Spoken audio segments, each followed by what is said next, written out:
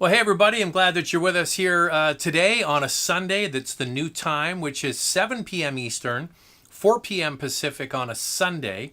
Decided to move it from Monday to Sunday. It just works way better for us with all of the editing and stuff that we have to do. Mondays are busy picking up and dropping off cars, so it works better for us on Sunday. And hopefully this time is okay with you. I know that there's football and the hockey season's starting up, but anyway, you got to pick a time and go with it. Just want to let you know, don't forget to sign up to Car Cost Canada.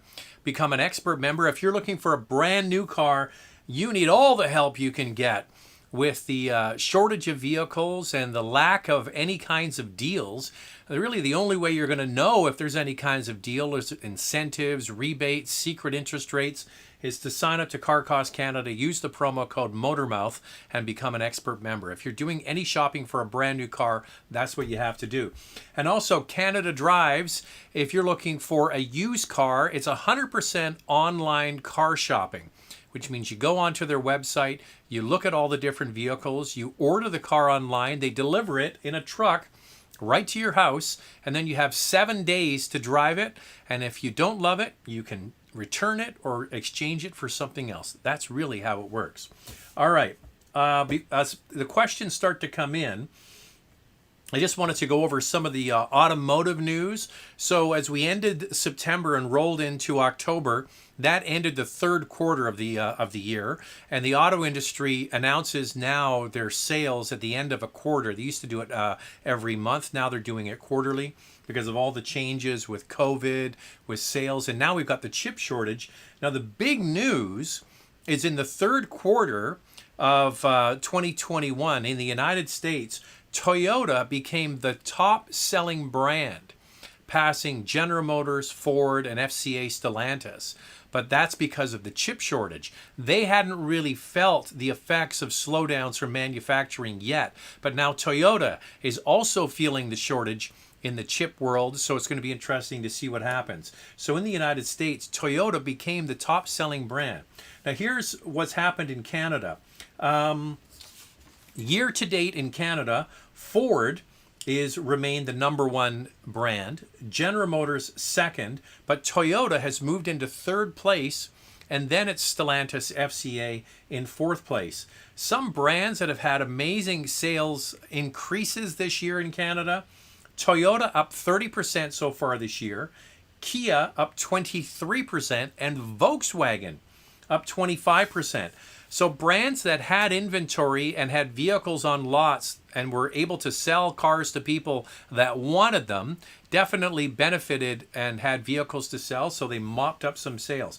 But it seems like everybody's going to be running into some kind of problem when it comes to inventory with this chip shortage. All right, if you just have to get a question answered, you can do a super chat. So you see the little dollar sign there at the bottom of the chat box. You can type in there a little donation to the channel, but I see it and I make sure I answer it. Okay, what's coming up this week before we get into the questions? The Mazda MX-30 video drops tomorrow. This is Mazda's first all-electric vehicle, and I think you're going to want to watch. That's quite interesting about the choices that they decided to make with that. And then later in the week, we have the Lexus NX video. Andrea and I were just in Ontario having a chance to drive that. So the all-new Lexus NX video drops on Wednesday night, Thursday morning, depending on where you are. We're flying to Quebec to drive the new Nissan Frontier this week, and that video will drop this coming Saturday. And also, we're going to stop and drive a Toyota Tundra and have a video on that. So that's all stuff that's coming up on the channel. All right. We have our first super chat. Hippo character going really fast on his chair, propelling his chair across the room. I guess that's a sticker. Oh, there it is. I see it. All right. Well, thank you for that. It doesn't show up on my screen but anyway, everybody else can see it in the super chats there. All right, let's get into the questions as people start to come on board. It is a new time, so it's going to take a while for people to get used to this new time. Sunday, 7 p.m. Eastern, 4 p.m. Pacific. Can you make a 2022 Honda Civic hatchback? I can't personally make the car, but I think you mean, can we make a video on it? Absolutely. When the hatchback arrives, we'll get our hands on it first, and you'll be the first one to see it. Hey Zach, how's it going? Enjoy watching your cars reviews you do with your wife. Just wondering what you think of the 2022 Audi S3. Are you going to do a review on it sometime? Well, Mark, it's funny that you mentioned that, because I just had an email to the local Audi dealer here, and I asked them, is the new A3 in yet? And they said they're waiting on it. So as soon as we can get our hands on an A3/S3, we will certainly be driving it. So yeah, it's going to be interesting to see what it feels like and drives like, considering it's an updated version of an existing product. It's based on the Volkswagen Golf platform, which didn't receive a ton of mechanical changes, mostly cosmetic. So we'll have to wait until we see it. Scott. Would a 2019 Volvo XC40 with 60,000 miles already recommended? Not sure their reliability. It's a good deal. What I can say is Volvo as a brand doesn't get particularly high scores when it comes to quality scores for initial quality or long-term dependability. I'm not saying it's a bad car. I certainly like the design of the XC40. I think it's a very well-designed vehicle, great looking on the outside, really practical on the inside. I think I actually prefer it to the XC60. But yeah, if it's a 2019, it will still have warranty on it. So what I would suggest you do is, if you're buying it, especially from a dealer, make sure that you get what's called a certified pre-owned warranty, or a CPO warranty. And that is something that the dealer can do for you to extend the warranty. And then you can buy that Volvo knowing you've got coverage and enjoy it for several years. Great design for that vehicle. The brand on average is below the industry average, but that doesn't mean it's not a good car. Maybe work on them to get a warranty, and away you go. Why is the Civic GT so expensive? It's always more than the Mazda 3 GT. Honda charges a premium now for the Civic. The Civic now is getting expensive. Like the Civic hatchback is pushing into the mid $30,000 range. Even the base model of the Civic sedan, in Canada anyway, starts at $25,000. So it's not an inexpensive proposition. They feel they have a product that people want and are willing to pay for. Any news when the chip shortage is ending for cars? It isn't going to end anytime soon. The chip shortage is here for many, many more months. Indications are that as we go through 2022, it will start to improve. I read an interesting article about chips and the design of the chips, and how automakers like old, sort of what the chip manufacturers look as antiquated chips. So what we have in Canada is what we have in the auto industry are manufacturers that rely on an older style of chip compared to what you would get, say, in your new smartphone. Your latest smartphone would have a much more advanced chip. So the manufacturers are trying to get the auto manufacturers to move to a newer style of chip instead of using the older chips. But the problem with that is every single time there's a change, and this is the reason why the brands are continuing to use these older chips.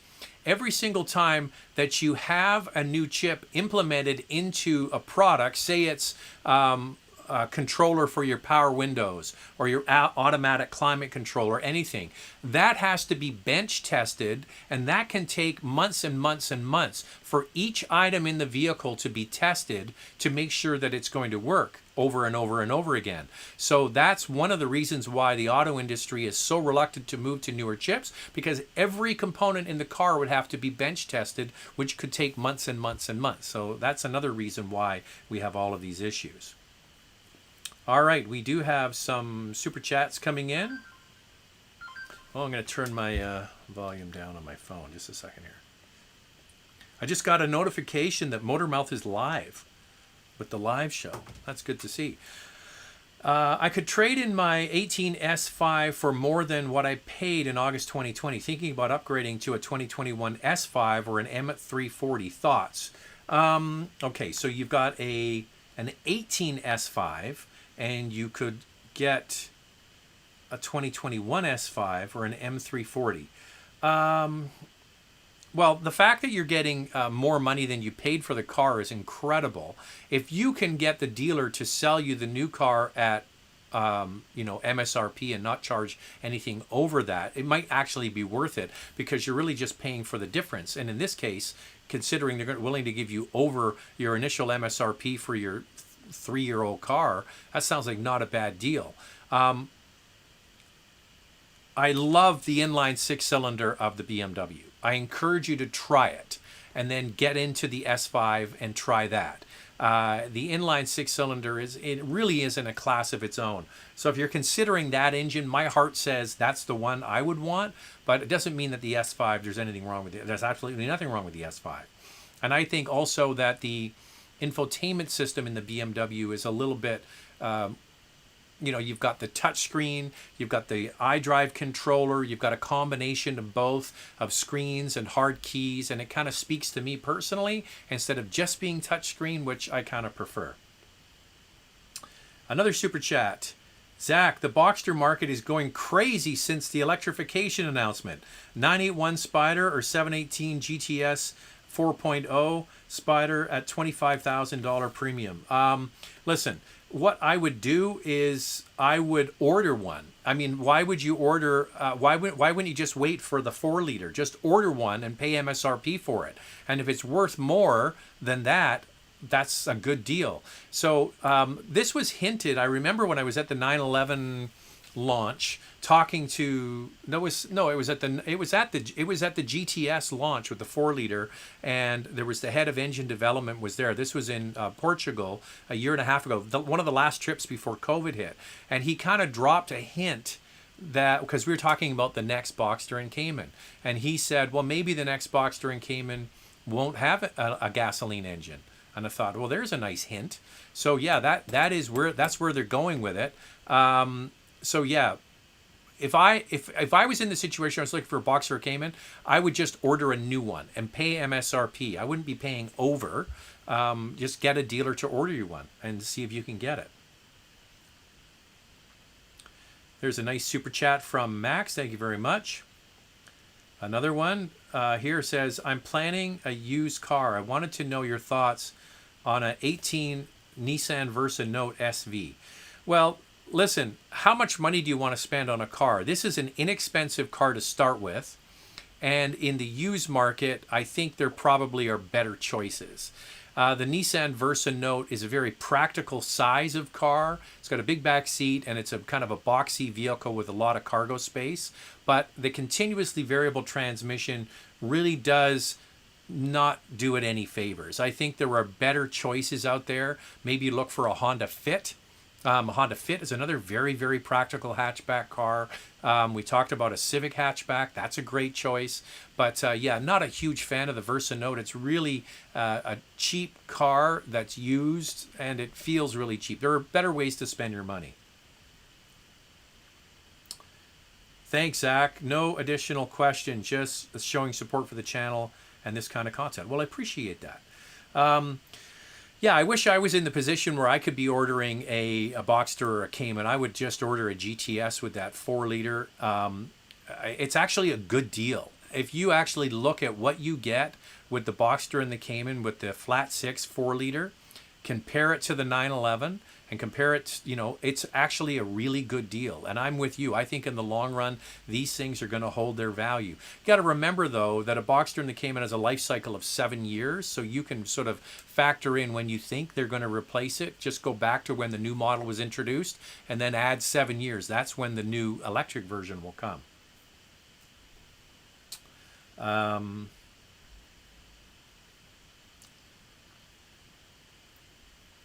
Here's Raj. Raj, Sunday shows are great. Thank you, Raj. Nice to see you again. My friend wanted to get a RAV4 Prime, but the dealer said it'll be 18 to 24 months. Well, my mother-in-law was recently at the Toyota dealer interested in getting a RAV4 Prime and was told the exact same thing. She went to Hyundai to talk to them about the Tucson plug-in hybrid that is just arriving at dealerships now, and they said maybe a 1 to 2 month wait. So I think there's going to be a lot of sales mopped up by Hyundai if they can actually get these vehicles into dealerships, because people are, not patient.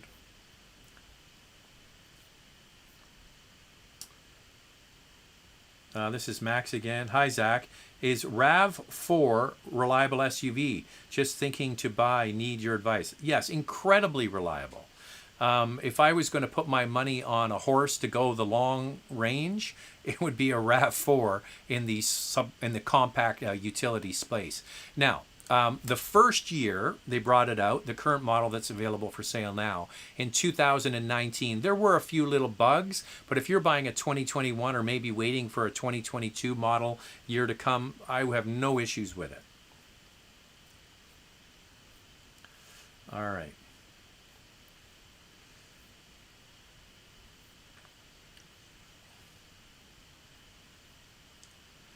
Here's Raj again. I'm shocked at all the major manufacturers are committing to going 100% electric. Well, it's easy to say things. It's a lot harder to follow through. Just look at our election that we just had in Canada. It's easy for politicians to blah, blah, blah, to talk, but actual follow through is another thing.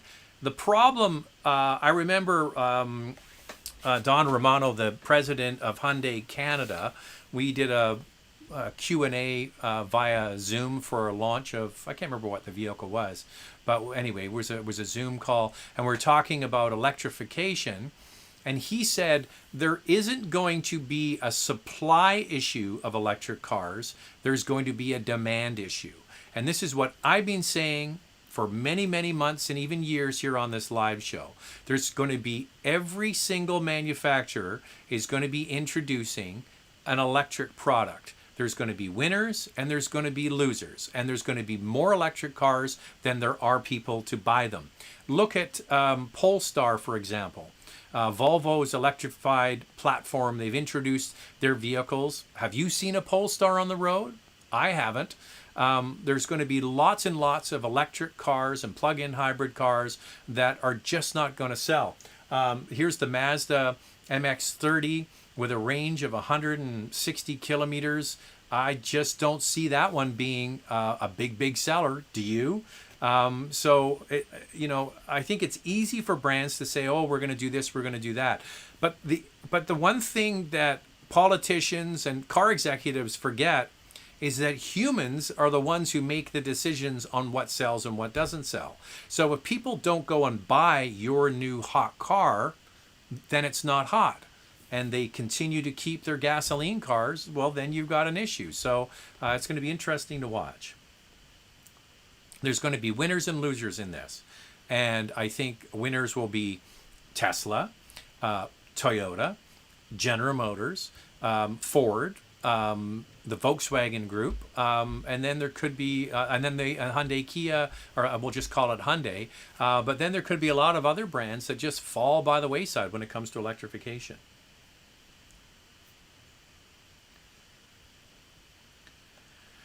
Rajesh is saying, I just got rid of my Subaru Legacy. Didn't like the CVT. Had tough time to merge on highways. I would like to know how the Outback turbocharged engine on highway merges. Okay, it's better. Listen, if I was to, I would not suggest anybody buy the 2.5 liter 4-cylinder Outback. Do yourself a favor and you get the turbocharged version. It makes a big difference. Now, you're never going to get away from the fact that it has a continuously variable transmission. The properties of a CVT are still there. You do get some of that motorboat effect. The turbo takes the edge off it. My suggestion to you is go and try one. It makes a big difference, the turbo. It's the only one I would suggest. And please, Subaru, for the love of God, would you bring back the Forester with the turbocharged engine? You have it in Outback. You have it in Ascent. You have it in the new WRX. Will you please put it in the Forester? That's the one that's dying for it. I think you'll have a whole new market. My guess is it's coming. That's what I would suggest. Forester will have it. And the interesting thing is, what vehicle? Andrea and I did the Forester and the RAV4 comparison. There's a video on the channel. What's interesting is the Subaru uses a continuously variable transmission, and Toyota uses an 8-speed automatic transmission. From memory, I think Toyota actually got better fuel economy than the CVT, which begs the question: if Toyota can make utility with the same, if not better, fuel economy than a CVT, just make it with an 8-speed.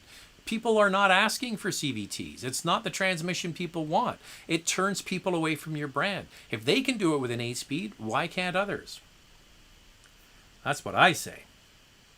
Oh my goodness, here's a long time name I haven't seen in a while. Charlottetown Spud, one of my favorites. You know, there's the one person that has not been here for a long time is DJ Pleasure Seeking Missile. And then Huge Haggis. So my favorite is DJ Pleasure Seeking Missile. Charlottetown Spud is definitely good. And Huge Haggis. These are all good names. So anyway, thank you, Charlottetown Spud, for the super chat. Sold my Type R with plans to buy a more dedicated sports car. The new Z or Z is at the top of my list, along with the new 86. If you had to guess, would you say the new Z will be priced sub $50,000? Geez, you know what? I haven't looked at it. To be honest with you, I appreciate the super chat, but I haven't looked at what the old one was. Use that as your barometer. Go and have a look and see what the current one is being sold for, which is actually an incredibly good deal. I remember it was the Nismo version was actually pretty good value. So I don't think they're going to push. They will push the price up. There's no question about it.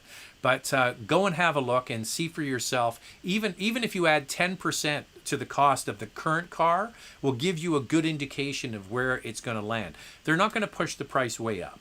They're going to push it up marginally, but it's going to be interesting to see. It could be a great product. So I think that's going to be a lot of fun to have a dedicated rear-wheel drive sports car like that. Very different than your Type R. You might miss that Type R more than you think. Okay, where was we? All right, we have a couple hundred people on board, 46 thumbs up and 2 thumbs down. We had a thumbs down as soon as we came on the air. So there's one person out there. Oh, you're such a sweetheart. That's so nice of you.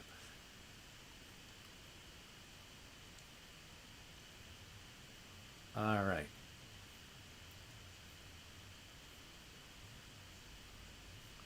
Figure out where I was again. Where was I again?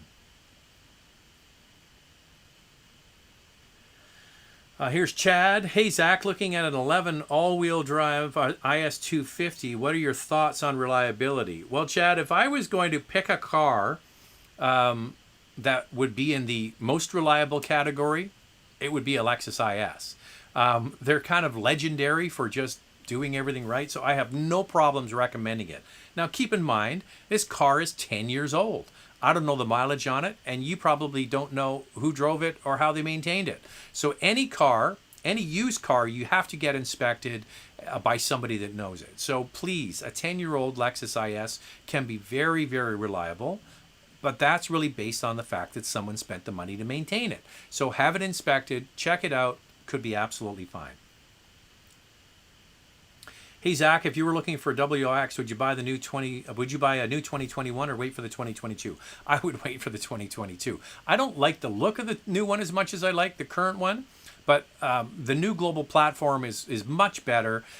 Listen, the existing WRX is a fine car, but it's really quite crude and basic.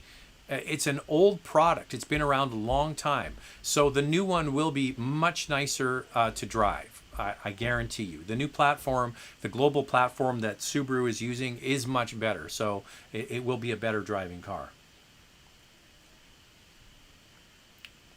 Great car reviews. What are your thoughts on the Jeep Cherokee? Are you talking about the Cherokee or the Grand Cherokee, the new Grand Cherokee?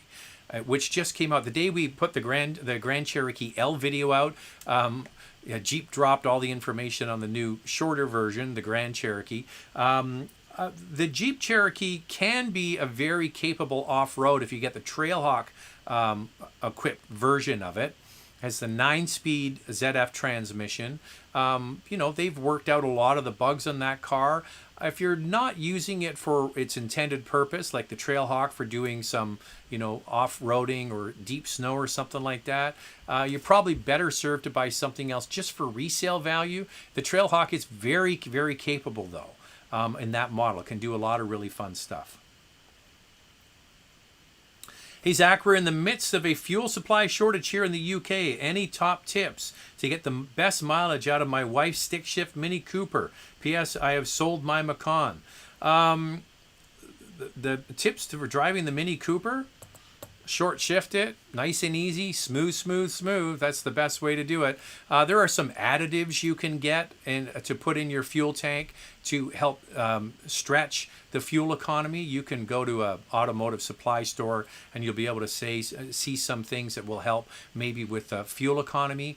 They work marginally. The most important thing is that you drive very efficiently. And that is, the best way to think about driving efficiently is, pretend you're driving on ice.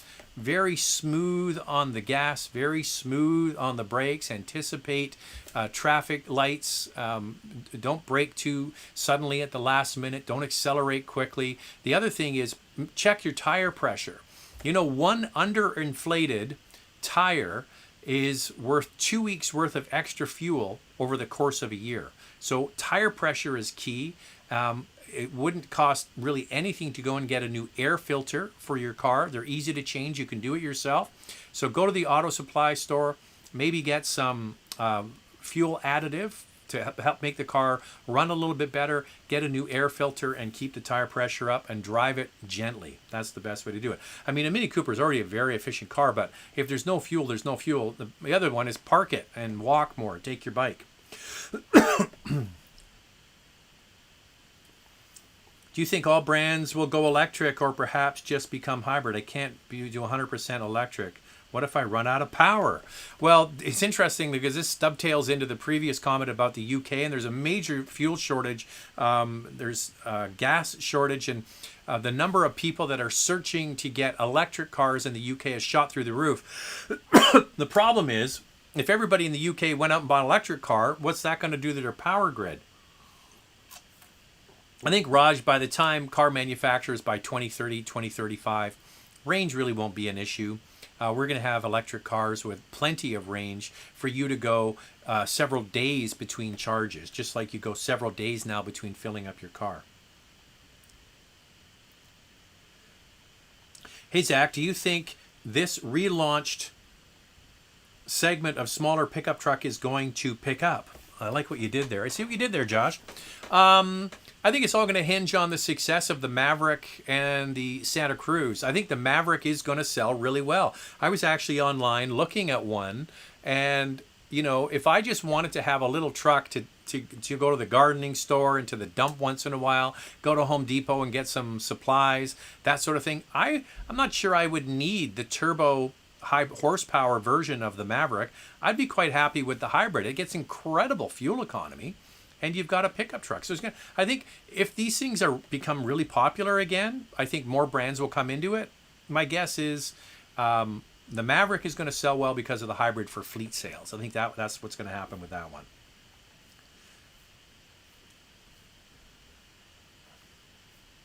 Make sure I didn't miss anything here. Alrighty. Yeah, that Maverick, the bed on the Maverick is actually bigger than the Santa Cruz, which is kind of interesting. It's I don't think it's as wide, but it's longer. All of these sort of little small pickup trucks, I just think the bed is a really limiting factor. I mean, my Tacoma, the one I just sold, had a 6-foot bed, and I thought that was too small. So I don't know. I think a lot of these small little car-based pickup trucks are going to be interesting to see how they do sell. The Santa Cruz is not going to sell well in Canada, maybe initially for everybody that wants it, but at the price they're charging for it, I don't think it's going to be a big seller. In the States, it's a different story. They have a much cheaper version down there.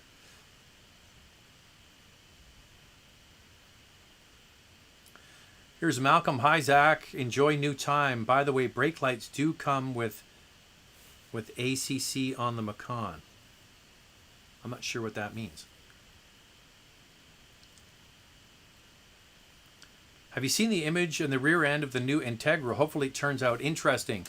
Here's what I've heard about the Integra through the grapevine is the Integra is going to be the Civic Type R, but as an Acura. So the Acura Integra R that was sold in the 90s, they're bringing back that concept. They're bringing back the Civic hatchback Type R as an Integra. There is some history there. Those cars are worth a lot of money now. So that's what I'm hearing.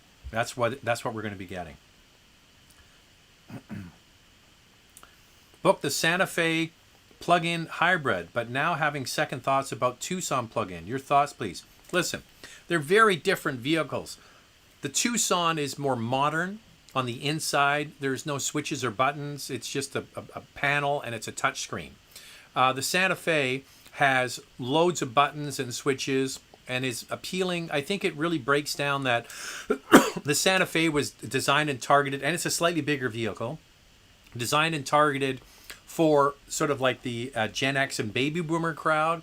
And then the Tucson was built and targeted more at the younger, newer buyer and first time sort of family vehicle.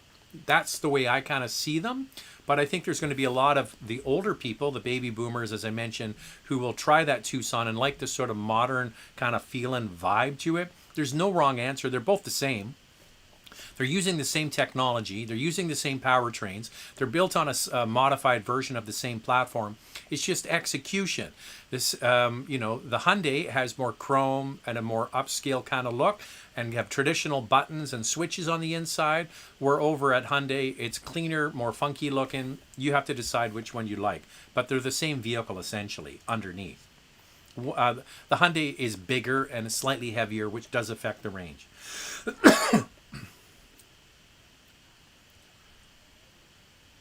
Hey, Zach, do you know why the RAV4 Prime have different ground clearance when you compare it to Canada and the US version? I don't. I don't know. It might just have to do with trims. And if the Canadian trim starts higher and has a bigger chin spoiler at the front, that might be the reason why. Mechanically, I don't see, that's the only reason I can think of, is if the trim is a slightly higher version in Canada and has a different spoiler. That's the only thing I can think of. I tell you what, we're going to be in the company of the people from Toyota Canada at the end of the week, so if I can remember, I will ask them. Carter is here. I've never had heated steering wheel in my cars. Is it something worth considering for our winters, even though most of us wear gloves and keep warm? Some with grip, which makes steering a breeze. Yeah, you're right. Wearing gloves and on a steering wheel, you can get some good grip, and if you're used to that, that's fine. One thing I will never have never go without. There's things that once you've had them in a car, you're never going to buy another car without it. Power tailgate in an SUV is something I just got to have that if I'm going to up because I'm used to it.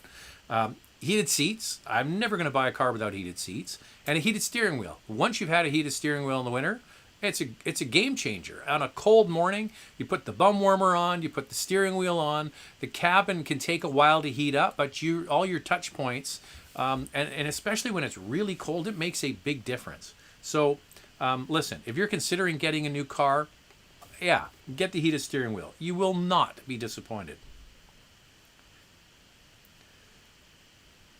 MJ, would you suggest a top end and new 2022 Tiguan CRV or a 2-year-old CPO Acura RDX with extended warranty? Well, the 2-year-old Acura RDX gets you back to 2019, which is when they introduced the latest RDX. There were some issues with that first year of RDX. So I would suggest getting the new versions and not getting a 2019 RDX, okay? So that was a first year for that model. There were some gremlins that they did work out, and it's become more reliable now. But I would kind of steer clear of that first year.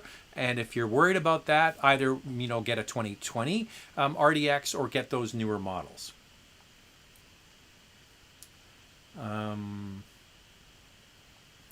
James is saying, I'm excited to hear about the MX-30, Zach. Hopefully real world range is more than 100 miles with almost 36 kilowatt hours. It should, 50% more capacity than the first Leaf. Yeah, don't hold your breath. Hey, Zach, what are your thoughts on the 22 GV70 leasing price now and maybe a year from now? It's interesting. I was just looking at the sales numbers. Genesis has had a big bump in sales thanks to the GV80 and the GV70 coming on the scene. Sales are up over 300%, but you got to know they didn't really sell that many cars a year ago. They have these two new models. Now, this is where the German brands absolutely win on this stuff, is the lease values, the retained values, and the lease amount and leasing interest rates. So the Germans are so good at keeping people in their brands. I call it the golden handcuffs. If you have a BMW X3 and your lease is about to expire in 3 or 4 months, they will make it so easy for you to come back and get a new one with reduced interest rates, waive some of the last payments on your car, get you into a better equipped car for the same price or even less per month. The retained value after that lease at 3 or 4 years is where they absolutely dominate and control. Genesis, as a young brand, doesn't have the same kind of I guess you would even call it purchasing power as those other brands. So when you start calculating lease payments, they're not as competitive when you really break it down. So go online, look at the calculators, the lease calculators for Genesis, go on the lease calculators from BMW and Mercedes, and you will see it for yourself that they're just not as competitive. Now, will that change? Yes, as time goes by and the brand proves itself to be a vehicle that holds good retained value, then that will affect the lease valuations as they go forward. But right now, they're not in that kind of position. But run the numbers. Go and check it out yourself.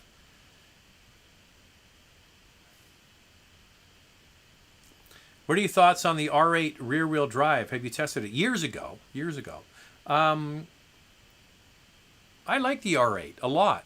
But every time I think about an R8, I think I could have bought a Porsche. I don't know. I'm a Porsche guy. I mean, I like the R8. But I'm not a big fan of sort of the exotic mid-engine kind of look of cars. They just don't really do anything for me. So style-wise, it's not my thing. But yeah, they're wonderful machines. Why are Black Book trade-in values higher than the amount dealers will offer? For example, Black Book trade-in low price for our Highlander is $30,000 and the dealer is offering $26,000. Well, you know what? Go to another dealer. See what you can get. A Canadian Black Book is real-world pricing for vehicles that have gone through the auction. Odessa and Mannheim and all of those sorts of things. Like, they monitor that on a regular basis. So what I would do is go to another dealer and see if they'll offer you more. Often you can get somebody else to pay you more for that vehicle. I don't know the condition of the car. Is the car in good shape? Are the wheels all curved? Are the bumpers scuffed? Are there coffee stains all on the inside? These are all things I don't know. So if it's in great shape, yeah, go out there and ask for more money. But if it's not, then you have to kind of go with what the market's willing to give you. But try a few different dealerships. Don't just go to one.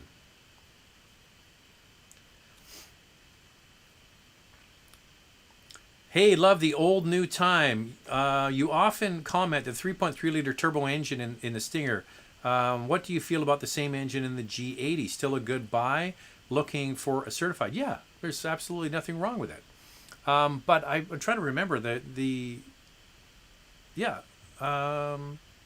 G80. I'm trying to remember what models. They had a 3.8 liter.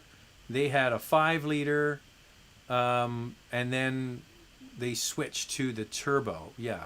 So I've got no problem with that engine at all. It's a good engine. So have a look and see what years they changed it. I'm trying to remember now. When it was the Genesis, when it was the Hyundai. The one that's a real rocket is the 5 liter. That's going back a few years. Any updates on getting a Blackwing to review? No, there's none.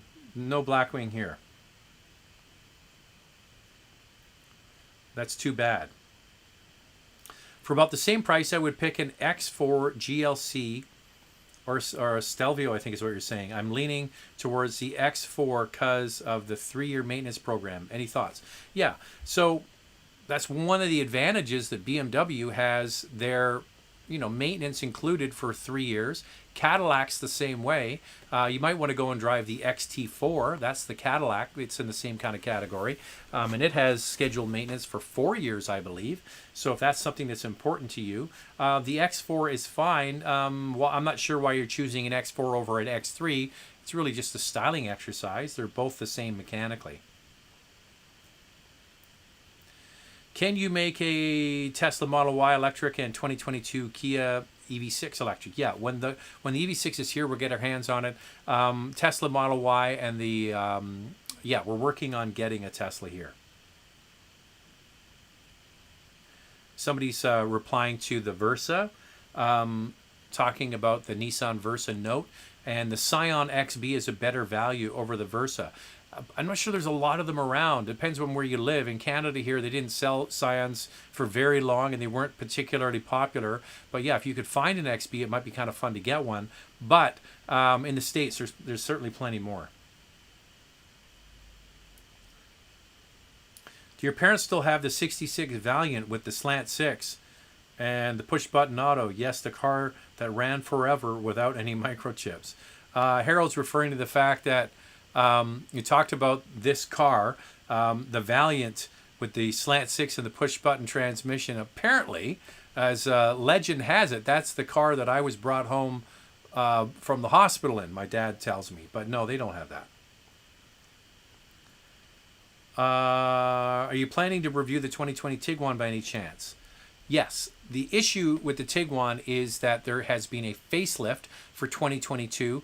As with everything, we sit here and wait. We're right in that transition point where model years change over from 2021 to 2022. We're working to get one here. So as soon as we can get a Tiguan with the facelift and the updates, we will certainly do a review for you.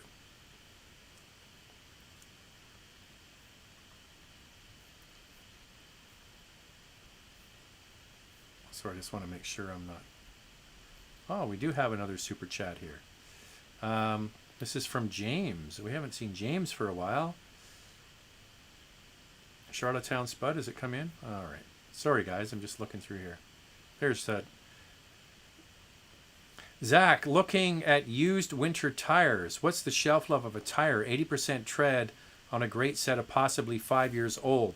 So you want to be careful with tires that have been, that are older. Like tires do age out in terms of their usefulness. So older tires can be cracked. It's actually sunlight UV radiation that affects tires. I would think 5 years old is probably fine if there's 80% tread life. But I'm a big believer in buying the best you can for the conditions. I wouldn't cheap out particularly on winter tires. I think winter tires are so important that yeah, I would just get new. I don't know what to say about that. 5-year-old tire, I would just try and get a new set. I do have a new set of winter tires coming from Toyo. These are the GSI 6 high-performance SUV tires. They're a dedicated winter tire for my Cayenne GTS, 21 inches. And I just got a note from Toyo Canada saying initially they thought maybe it would take 14 to 16 weeks for them to be shipped from Japan, but apparently they're coming a little sooner by the end of this month, which will be perfect timing to switch on to the winter tires sometime in November. So there you go. So James, I don't know. I mean, listen, I always think things like winter tires are really important, and I would if I could afford it, I would go for new. Plus, you're going to have many years. If you swap out your tires regularly, then I think that you can get many years out of them.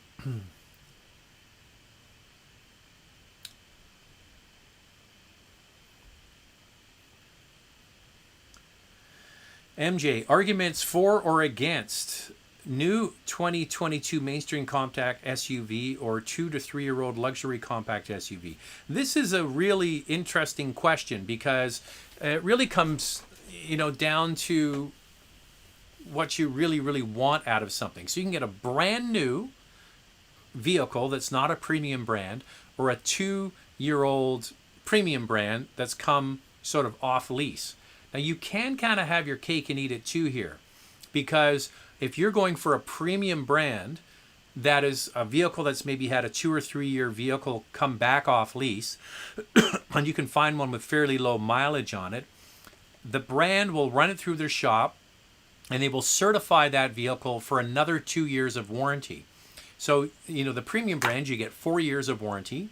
So 2 of them have been used up because somebody's been driving them. But then they add another 2, so you're back up to 4 years worth of warranty.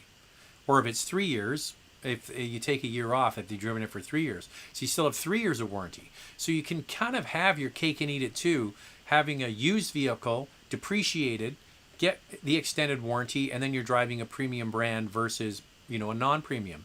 There's a lot of good arguments to be made for that. What you might miss out on is that car companies are changing their features so quickly these days, especially when it comes to advanced safety features, adding things like, the blind spot warning, the cross traffic alert, all of that stuff often are added on newer vehicles. That's something you might give up by buying a used one.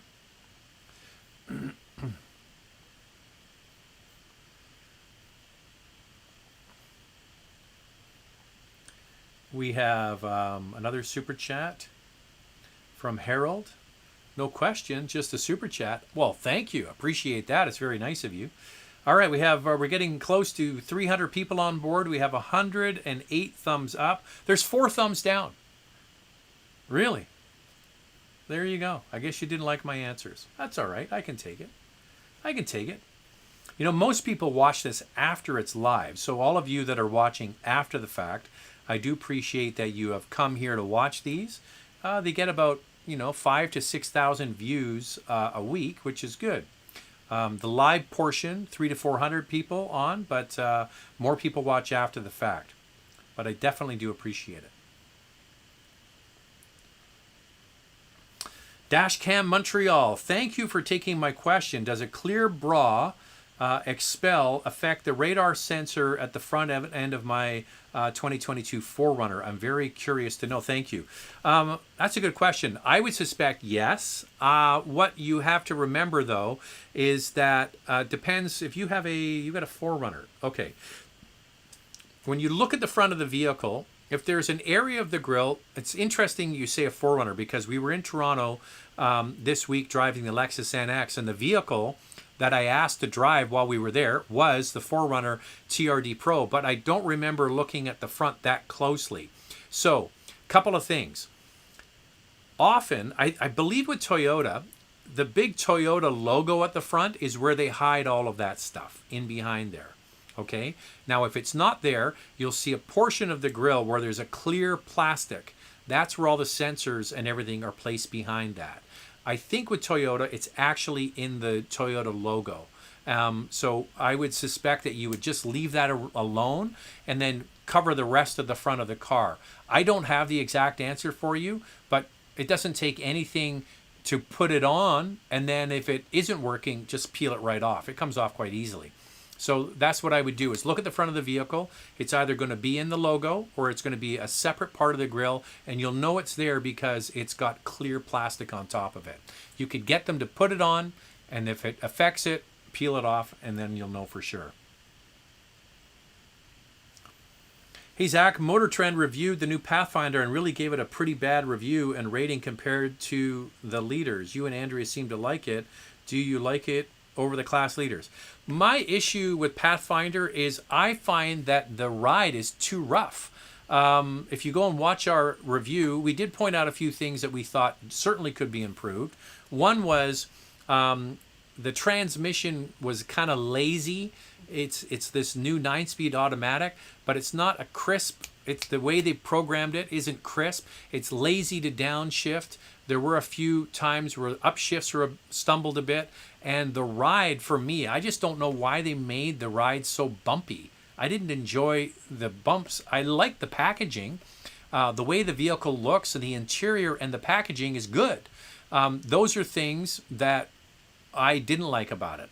If you go and watch the video again, you can hear us talking about the rough ride, and we did mention that the transmission was a little bit lazy. But the rest of the vehicle, I think, is good. I think they did a good job with the packaging. Jigsaw says it won't be switching for an EV for another 10 years. It's going to be interesting to see if people hold on to their their gasoline cars and hold on to them and not sell them. What are your thoughts on the CX-9 Carbon over the Grand Touring? So I'm guessing you're in the United States. I'm not sure exactly on what trims those are because they're different names here in Canada. The CX-9 is a fine product. You're just looking at what features you're going to get. I think the Grand Touring is the one that has that doesn't have the special wood on the center console from what I remember. So it just comes down to packaging. They're mechanically all the same, so I wouldn't have a problem suggesting you go and try it and drive it. I think the CX-9 is actually one of the better utilities in the class, and it's quite different from everything else because of the engine choice they have, but it drives and looks more upscale than the Mazda badge dictates. But sorry, those particular trims I'm not familiar with.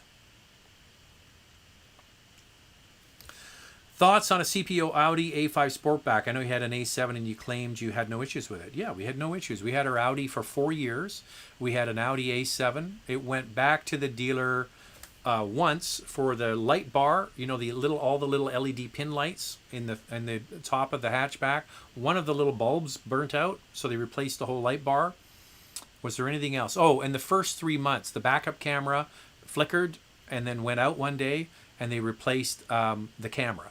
That was it in 4 years. It was a great car. Ran like a champ. Absolutely loved it. Now, that's research of one, right? That's our car. But the guy who bought the car sent me an email and says he just loves it. Best thing he's ever owned. Zach, love your reviews. Oh, that's the CVT question. We did that one already. Looking at Subaru, how affected are they about the chip shortage? They seem to have cars on the lot. I would say 2-month wait to order seems a little optimistic. Depends where the car is made. I was at Subaru with the Outback Wilderness. We picked it up. I spoke to one of the sales people there. They have Crosstreks in stock. They have Outbacks in stock. And they're having a hard time getting Foresters. Or was it the other way around? Anyway, they do have stock of certain models. Some models are taking a while to come, but their main line car, which is their Crosstrek, they have good supply. So that's good. Now, which one were you thinking of getting? I don't think you said. So my advice to anybody, if you're wanting a specific car, is order it and wait. That's what I would do. Work with the dealer, get the car you want, and just sit back and wait for it.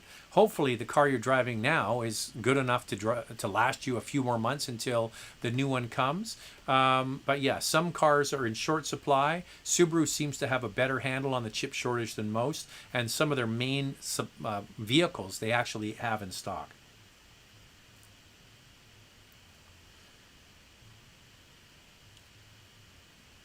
This is James. I've owned a 2021 Ford Escape almost 4 months, but problem is when I brake, I have a high-pitched sound coming from.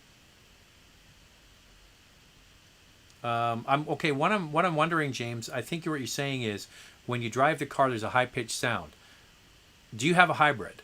Because the hybrid, when you brake, does give off a different kind of sound as you use the regenerative braking process. So my question to you is, do you have a hybrid? Because you do get a bit of a high-pitched noise from the regen braking system. That's the only thing I can think of.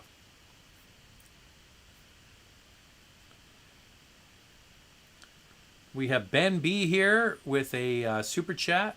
Thank you very much. I appreciate that. It's always nice to get some feedback from people, and a little donation to the channel goes a long way. All right, where were we here? Harold is again a super chat. Thank you very much.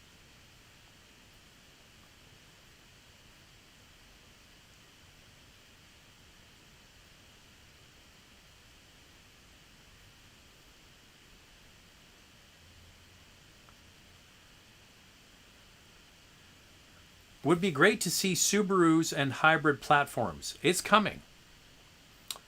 Now just think about this. Subaru is in a partnership with Toyota. So they do have some collaboration. What is Toyota good at? Hybrid. What does Subaru need to fulfill zero emission mandates? Electrification. So they are working together to produce vehicles to bring to marketplace. So that's what you're going to see. You're going to see, especially, think of the RAV4 hybrid in a Forester. I think that's coming and probably not that far away.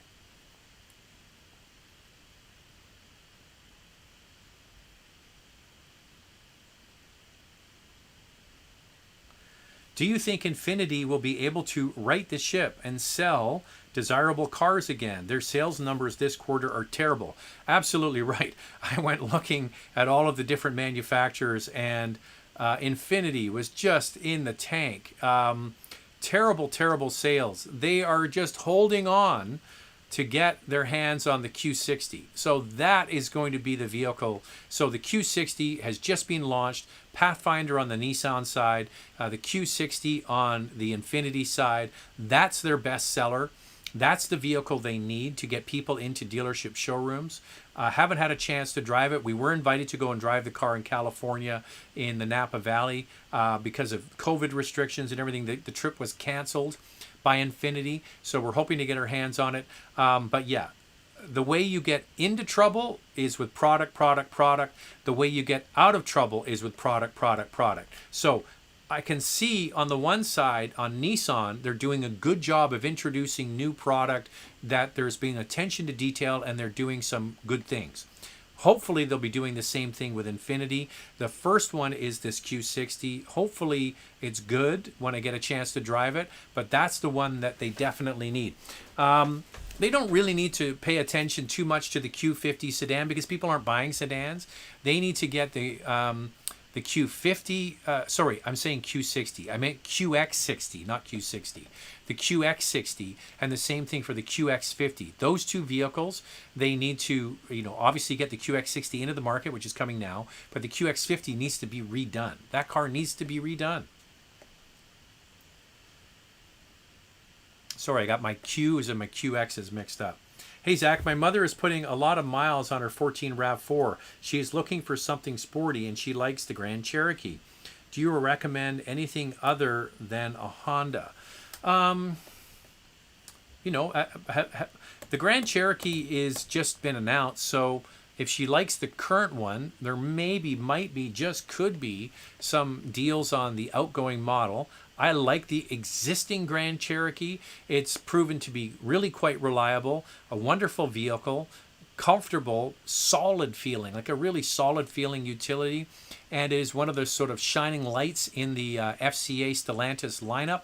So if she likes the current one and is not bothered by driving the last of the older model, then that might be one to consider. Now, if you're doing a lot of miles, that Grand Cherokee is not going to be the best on fuel. So it likes gasoline because it's a kind of a heavy vehicle.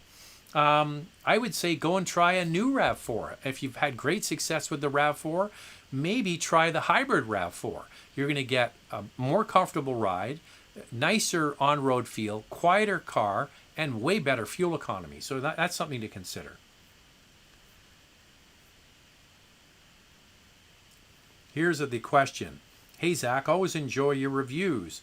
What did you prefer, the Jeep Wrangler Eco Diesel or the Subaru Outback Wilderness? Well, I think that the Jeep Wrangler is a totally different animal. I mean, that is a real body-on-frame, capable off-road SUV with a killer diesel engine. By the way, when I picked up the Grand Cherokee L, the guy we deal with at the dealer, it's done through a dealer here in the Vancouver area, Richmond Chrysler, and I speak to the service manager. He's the one that runs the service department. And I asked him, I said, how reliable have the new Eco Diesels been? If you're not aware, the last batch of Eco Diesels, they had problems and engines had to be rebuilt. From what I believe, it was the crankshaft would let go. He said he's had no issues with any of the new engines at all, and they're much, much more reliable. He says they haven't had to rebuild an engine in months and months and months. So that's a good thing, and that's firsthand feedback from somebody that deals with warranty claims. And he's saying that FCA Stellantis is doing a lot of things right, and they're putting vehicles on service bulletins and addressing problems before they come back as warranty work. So that's some good feedback from him. But a very different vehicle. Listen, if you're going off-roading and that's really your motivation, a Subaru with a CVT is never going to be able to keep up with a Wrangler, okay? Especially one with that wonderful torquey diesel engine. So it's like apples and bananas. That's how different they are. I'm not sure which one's which. All right, we have been on for an hour. Look at that. Make sure I didn't lose any other super chats. Here's one here. Thumbs up and down on new 4-cylinder turbo engines being reliable. Listen, some turbocharged engines are not going to be reliable in the long run. But turbo 4-cylinder engines have been around now for several decades. Audi, Volkswagen started putting them in their cars 20 years ago. Think of the original, not the original, but the, 2000, what year would it be? Like 20 years ago in the A4, they started putting turbo 4-cylinder engines in. The original Q5 came with a turbo 4-cylinder engine. So as much as people say, oh, turbo 4-cylinder engines can't be reliable, they've been around a long time now. So I wouldn't say they're all bad. There are certainly winners and losers in any competition. But yeah, do your research and figure out what you think. Okay, I just want to let you know, I don't get to every question. Obviously, we get lots of them, but I do read them all. So thank you to everybody. Really appreciate all the super chats. Hopefully, people will get used to this new time. It's 4 p.m. Pacific. That's 7 p.m. Eastern on Sundays. So we'll be here next Sunday to do that. Don't forget to sign up to Car Cost Canada. Use the promo code MotorMouth. Become an expert member. I mean, you're going to need any help you can if you're buying a brand new car. And if you're considering a used car, go to canadadrives.ca. It's an entirely 100% online shopping experience. All the cars are there for you to look at in the province of British Columbia, the province of Alberta, and the GTA or Southern Ontario for the most part. And they ship the vehicle right to your house in a trailer, and then you have 7 days to try it. If you don't like it, they'll take it back, or they'll take you another car and give you that one. So give that a shot if you're looking for a used vehicle and want to find some inventory. canadadrives.ca. All right, we are up against the clock here. Thanks to everybody that's come on board. Appreciate your time on a Sunday. We'll talk soon, and have a good week, everyone.